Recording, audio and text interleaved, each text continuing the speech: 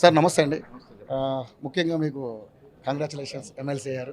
Sir ముఖ్యంగా చూసుకుంటే రేవంత్ రెడ్డి గారు మాట్లాడిన దానికి సరే బీఆర్ఎస్ వాళ్ళు రకరకాలుగా స్పందించారు, కొంచెం ఘాటుగా స్పందించారు. ముఖ్యమంత్రి మీద బాల్కాసు మన చెప్పులు చూపించడానికి అంశాన్ని తీసుకున్న ఆయన మాట్లాడిన విధానాన్ని తీసుకున్న ప్రజాస్వామ్యంలో అసలు విలువలు ఉన్నాయనే దాని మీద ఏంటి మీ స్పందన ఏంటి అసలు? వాళ్ళకి యథా రాజా తథా ప్రజాన మాదిరిగా కేసీఆర్ అలవాట్లను కూడా కింది లెవెల్కి దింపినట్టు కనబడతా ఉంది. దేశ చరిత్రలో రాజకీయాలలో అన్పార్లమెంటరీ లాంగ్వేజ్ మాట్లాడడంలో దిట్ట కేసీఆర్. నాకు తెలిసి ఇన్నేళ్ల రాజకీయ అనుభవంలో ఒక ముఖ్యమంత్రి స్థాయి అధికారి అంత నీచంగా మాట్లాడినటువంటి సందర్భం ఏదైనా ఉందంటే కేసీఆర్ సందర్భంలోనే. వారికి సుమన్ కూడా అబ్బినట్టు కనబడతా ఉంది. ఇలా రాష్ట్ర ముఖ్యమంత్రి మీద ఆ రకంగా వ్యవహరించడం అనేది ఇలా ప్రజాస్వామ్యంలో లీడర్షిప్ క్వాలిటీస్ని దిగజార్చి, అంటే ఇంత నీచంగా ఉంటారా లీడర్ అనే స్థాయికి వాడు తీసుకెళ్ళినాడు. ఇప్పుడు ఏమైపోయింది, 10 ఏళ్ల కాలంలో కేసీఆర్ అధికారం ఉన్నప్పుడు విచ్చలవిడిగా డబ్బులు సంపాదించి ఆ డబ్బుల మదంతో మాట్లాడుతూ ఉన్నారు. ఇసుకలో కానీ భూముల్లో కానీ కేసీఆర్ కుటుంబంతో పాటు దాదాపు 90% ఎమ్మెల్యేలు ప్రజాధనాన్ని దోపిడీ చేసి ఈ రకంగా బలిసి మాట్లాడుతూ ఉన్నారు. సో ఇవాళ ప్రజలు ఆలోచించుకోవాలి, వీళ్ళు ఎందుకు టీఆర్ఎస్ పార్టీని గద్దెదించినారు. కేసీఆర్ యొక్క మాటల తీరు, కేటీఆర్ అహంకారపూరితమైనటువంటి వ్యవహారము, కవిత అహంకారంగా మాట్లాడడం, హరీష్ రావు విచలుగా మాట్లాడడం, వీరిని చూసి కింద ఉన్న ఎమ్మెల్యేలు మేమేమైనా తక్కువనా అనే విధంగా వారు మాట్లాడడం. అరే ప్రజాస్వామ్యంలో అది ప్రతిపక్ష నాయకుడు కానీ ప్రతిపక్ష లీడర్లు కానీ ఒక గౌరవము, ఒక మర్యాద ఆ రకంగా ఉండేది. 2014 తర్వాత కేసీఆర్ అధికారంలోకి వచ్చింది, ఇవన్నీ కూడా మంట కలిసిపోయినాయి. ఆయన ముఖ్యమంత్రిలో ఉండి మాట్లాడే తీరు అసలు లోకల్లో ఒక చిన్న గ్రామాల్లో కూడా చదువుకొని వ్యక్తి మాట్లాడే విధంగా మాట్లాడేవారు. సో ఆ రకం దిగజార్చిన రాజకీయాలని బల్క సుమన్కి ప్రజలు బుద్ధి చెప్తారు. బల్క సుమన్ స్థితిగతులు ఏమిటి 2014 ముందు 10 ఏళ్లలో వారి స్థితిగతులు ఎట్లా మారినాయి, ఏ రకంగా మారినాయి, ఎవరి వల్ల మారినాయి, ఎందుకు అవి వచ్చింది, ఇవాళ అంత అహంకారంగా మాట్లాడడం కారణం ఏంటి, ఆ డబ్బు మదము వారితో మాట్లాడుతూ ఉన్నారు. ఇవన్నీ కూడా సరైన మార్గంలో ప్రజలు బుద్ధి చెప్తారు. కానీ ముఖ్యంగా చూసుకుంటే స్టార్ట్ చేసిందే రేవంత్ రెడ్డి గారు. రండా అనే వాడితో మాట్లాడడం, మాజీ ముఖ్యమంత్రిని పట్టుకొని రండా అని మాట్లాడడం అనేది కరెక్ట్ కాదని చెప్పేసి వాళ్ళు కూడా కౌంటర్గా మాట్లాడమని చెప్పన్నారు. కానీ వాళ్ళు చాలా తీవ్ర స్థాయిలో మాట్లాడడం జరిగింది. కానీ ముఖ్యమంత్రి గారు అలా మాట్లాడాల్సింది ఆ పదం ఎందుకు వాడినారు కేసీఆర్ గారు? ఇప్పుడు 10 ఏళ్ళుగా రాష్ట్ర యొక్క విధి విధానాల్ని తాకట్టు పెట్టింది. ముఖ్యంగా సాగునీటి విషయంలో, నీళ్ల పంపకాల విషయంలో విచ్చలవిడిగా తాకట్టు పెట్టింది కేసీఆర్. జగన్మోహన్ రెడ్డితో లోక్పాయికారు ఒప్పందం చేసుకొని ఈ రకంగా ప్రాజెక్ట్ చేస్తే మనకు డబ్బులు వస్తాయి, ఈ రకంగా ప్రజలను ముంచితే మనకు డబ్బులు వస్తాయి అని తాకట్టు పెట్టి నీటి రంగంలో మొత్తం రాష్ట్ర యొక్క విలువల్ని, ప్రజల యొక్క ఆకాంక్షలు తాకట్టు పోయింది కేసీఆర్. ఇవాళ వారు రివర్స్లో మాట్లాడుతుంటే కోపం వచ్చి కేసీఆర్ రేవంత్ రెడ్డి గారు మాట్లాడినాడు.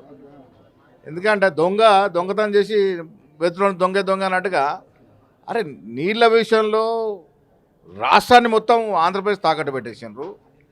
మహారాష్ట్ర లోపై ఒప్పందం చేసుకొని బాబ్లీ విషయంలో కానీ, తర్వాత కాళేశ్వరం ప్రాజెక్టు విషయంలో కానీ కట్టాల్సిన చోట కట్టకుండా కిందికి వచ్చి మహారాష్ట్ర ప్రభుత్వం ఒత్తిడితో కిందికి వచ్చి కట్టి వృధా ప్రయాసాలకు కోర్చి 30-40 వేల కావాల్సిన ప్రాజెక్టు 1,20,000 కోట్లు గోదావరి నదిలో పోసి మీరు ప్రజల సొమ్మును వృధా చేసి మీరు రాష్ట్రం యొక్క గౌరవాన్ని మంట కలిపి మీరు తాకట్టు పెట్టి ఉల్టా మమ్మల్ని అంటే ఎవరికైనా కోపం వస్తుంది కదా.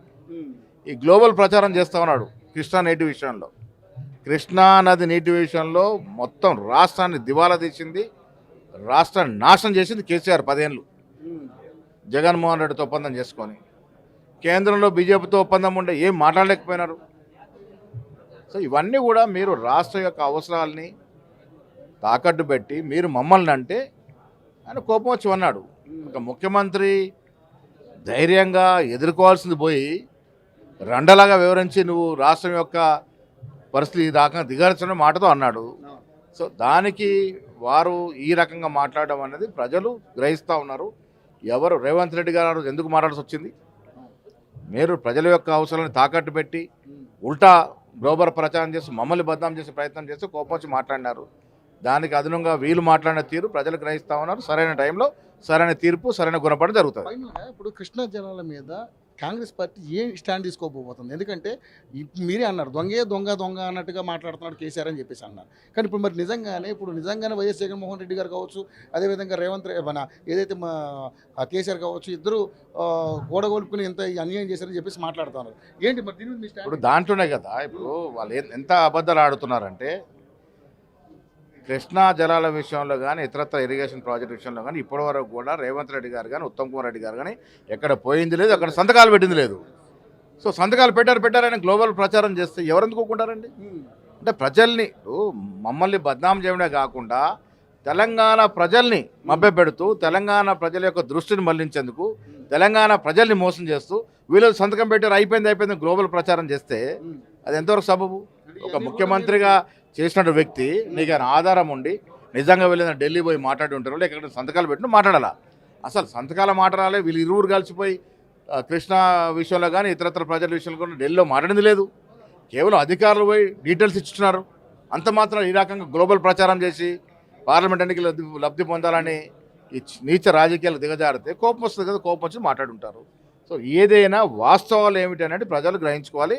అతి త్వరలో ఈ 10 ఏళ్లుగా ఇరిగేషన్ ప్రాజెక్ట్ యొక్క విషయంలో టీఆర్ఎస్ ప్రభుత్వం ఆడిన ఆట, చేసినటువంటి దోపిడీ, దానివల్ల తెలంగాణ రాష్ట్రానికి జరిగినటువంటి నష్టం, వీటన్నిటి మీద కూడా ఒక వైట్ పేపర్ ఇస్తాం. పార్లమెంట్ ఎలక్షన్స్లో ఏ విధంగా కాంగ్రెస్ పార్టీ ఏ విధంగా ముందుకెళ్ళబోతుంది? ఎందుకంటే మీరు 16 తెచ్చుకోవాలి, కనీసం 12 తెచ్చుకోవాలని ప్లాన్లో మీరు ఉన్నారు. కానీ బీఆర్ఎస్ అంతకంటే మేము ఎక్కువ తెచ్చుకుంటాం అన్నారు. అదేవిధంగా బీజేపీ కూడా ఈసారి 304 నుంచి 370 వరకు వెళ్తుందని చెప్పేసి వాళ్ళు కూడా మాట్లాడుతూ ఉన్నారు. ఏంటి మీ స్టాండ్ ఏంటి? ఈ తెలంగాణ విషయానికి వచ్చినట్టు కొన్ని చోట్ల టీఆర్ఎస్ ప్రభావం ఉంది, కొన్ని చోట్ల బీజేపీ ప్రభావం ఉంది. బట్ ఓవరాల్గా తెలంగాణలో కాంగ్రెస్ ప్రభావం అన్ని పార్లమెంట్లో ఉంది. మేము చాలామంది అనుకుంటారు ఒకటి మినహా అని. లేదు, మేము 17 గెలిచినా ఆశ్చర్యం లేదు. ఇలా మా 6 గ్యారంటీలు కానీ ప్రజలు కాంగ్రెస్ చూస్తున్నటువంటి ప్రేమ కానీ మోడీ మీద సన్నగిలిన నమ్మకం కానీ 10 ఏళ్ళు చూశారు మోడీని కూడా. సంవత్సరం 2 కోట్ల ఉద్యోగాలు అన్నాడు, నల్లధనం తీసుకొస్తున్నాడు. అన్నీ పోను డీజిల్ పెట్రోల్ ధరలు ఏ రకంగా ఆకాశం కంటే తెలుసు. నిత్యావసర సరుకుల ధరలు మీదోడికి అందుబాటు లేకుండా పోయినటువంటి పరిస్థితి తెలుసు. ఇలా మోడీ ప్రభుత్వం వచ్చిన తర్వాత ధనవంతుడు అయ్యాడు తప్ప బీదవాడికి ఒరిగింది ఏం లేదు. సో బీదవాడు ఆలోచిస్తూ ఉన్నాడు. ఇలా మళ్ళీ కాంగ్రెస్ పార్టీ అధికారంలోకి వస్తేనే కేంద్రంలో బీదవాడికి న్యాయం జరుగుతున్న ఆలోచన తలంపు బీదవాడిలో ఉంది. కాబట్టి డెఫినెట్గా ఇక్కడ 17 సీట్లు గెలిచినా ఆశ్చర్యం లేదు. ఓకే, 6 గ్యారెంటీల విషయంలో 2 అయిపోయినాయి, ఇంకా 4 ఏంటి? ఎందుకంటే రైతు బంధు విషయంలో చాలా కొంచెం మీకు కొంచెం నెగిటివ్ వస్తున్నట్టుగా అనిపిస్తుంది. రైతు బంధు విషయంలో కానీ ఇతర విషయాల్లో కానీ రాష్ట్రము తెలంగాణ రాష్ట్రం ధనిక రాష్ట్రంగా పుట్టింది. తెలంగాణ రాష్ట్రంలో కేసీఆర్ ముఖ్యమంత్రి అయ్యే నాటికి మిగులు బడ్జెట్లో ఉన్నాం. 16-17 వేల కోట్ల మిగులు బడ్జెట్లో ఉన్నాం. 65 ఏళ్ళ కాంగ్రెస్ టీడీపీ పాలన మన అప్పంతా కొడితే 65 వేల కోట్లు. ఇలా 9.5 ఏళ్లలో 6 నుంచి 7 లక్షల కోట్ల అప్పు తీసుకెళ్ళండి మహానుభావుడు. చిప్ప చేతికిచ్చిపోయింది మనకు. సో ఆర్థిక వనరులు సమకూర్చుకోవాలా, పద్ధతి పాడు లేకుండా శుతిలేని సంసారం నడిపి నాశనం పట్టించిన రాష్ట్రాన్ని.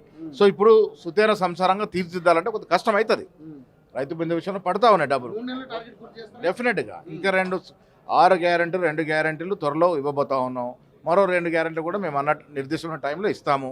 వెనక్కి పోయేది లేదు. మాకు చిప్ప చేతికిచ్చిపోయినా అన్ని రకాలుగా వనరులు సమకూర్చుకొని ప్రజలకు ఇక్కట్ లేకుండా పాలన చేస్తాం. Thank you so much. So Mahesh Kumar Goud గారు చెప్తున్నటువంటి అంశాలు ఏంటంటే, సో రానున్న ఈ పార్లమెంట్ ఎలక్షన్స్ ఏదైతే ఉన్నాయో దాన్ని దృష్టిలో పెట్టుకునే కేసీఆర్ ఇటువంటి మాటలకు కానీ ఇటువంటి చర్యలకు కానీ పూనుకుంటున్నాడని చెప్పేసి మహేష్ కుమార్ గౌడ్ గారు మాట్లాడటం జరుగుతుంది. సో చూద్దాం ఏ విధంగా ఉండబోతుంది వార్త స్టోరీ.